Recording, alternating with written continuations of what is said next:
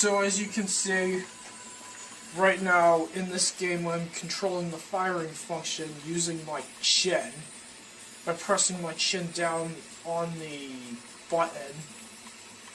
In the game there's also a lock-on feature to deal with multiple enemies on screen. I can control that using my cheek.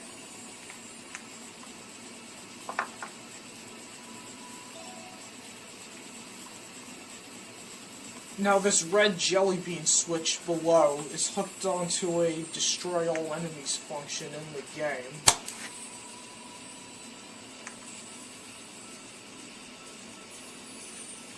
Utilizing this box with multiple different types of switch variations depending on the person you're working with, anybody of all abilities can instantly jump into a game.